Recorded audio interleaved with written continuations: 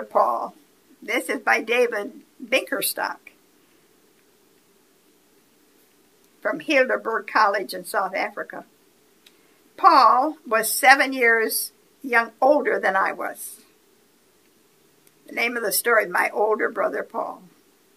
Paul was 7 years older than I was. When I was 5 years old, he was my hero. Not only was he big and strong, but he could also play marbles like a professional. Each day when he returned from elementary school, we would lie on his bed to chat, and he would empty out his pockets, which bulged with marbles he had won in games at school. I was fascinated by marbles, their colors, and their unique patterns. Paul would generally give me some of his duplicates. The really beautiful marbles he stored in canning jars and kept them high on his cupboard to ensure that little hands did not get a hold of them. I dreamed that one day I would have a similar collection. I loved playing with marbles, and from early morning until late at night I practiced how to aim and shoot that marbles. But somehow I never quite equaled the skill of my big brother Paul. He was so good that he never missed a shot. One day, 3 older friends who did not go to school came to play. I had often shown them our house, and like Hezekiah of old, all the treasures we owned. Hezekiah was a king of Israel that when the Babylonians came, he showed them all their gold and silver and forgot to show them the Lord himself. And those Babylonians came and just took it all and destroyed the temple and Jerusalem.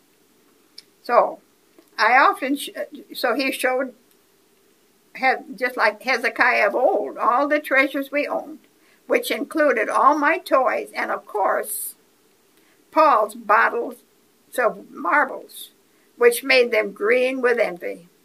They suggested we play marbles for keeps. I longed to build up my collection, so I was ready to try. After all, we were playing in my backyard, on my turf, and in the game area I knew very well. They had come with their pockets full of marbles, and I could already taste the victory of having my first bottle of marbles.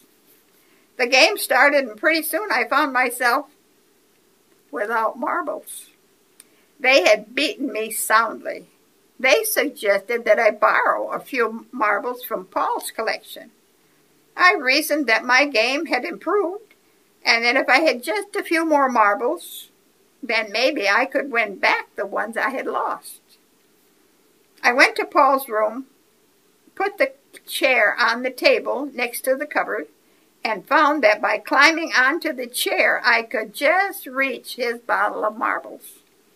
I borrowed a few, and the game continued. I soon lost those, and with further encouragement from my friends, I went back again and again to borrow a few more. To my horror, I soon realized that the bottle was now almost empty. I was in deep trouble. It was getting time for my friends to go home for lunch.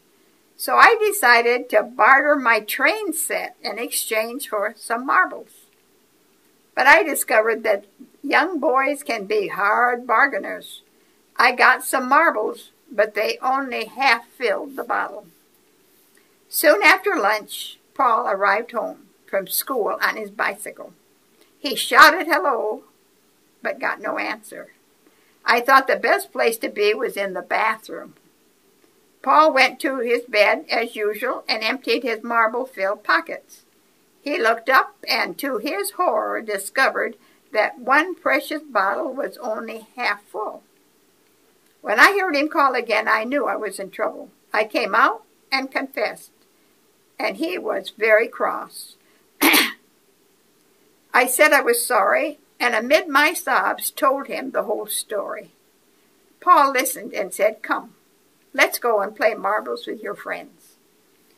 We hopped onto his bicycle and soon found my friends. They were keen to play.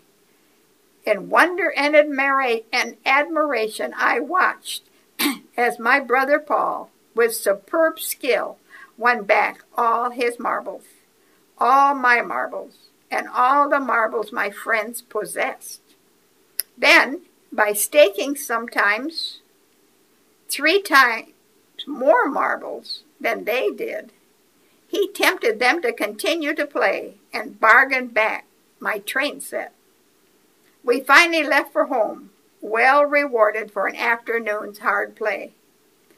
I had witnessed more than just a skilled big brother playing marbles. I had experienced forgiveness. I had seen grace and love in action. In Hebrews 2:1, in Hebrews 2, I am reminded of what my elder brother, Jesus Christ, has done for me, not only in beating Satan, but also in forgiving me and recovering all that I had lost. God's grace is so abundant. He is so forgiving if we just ask him for forgiveness. God bless you.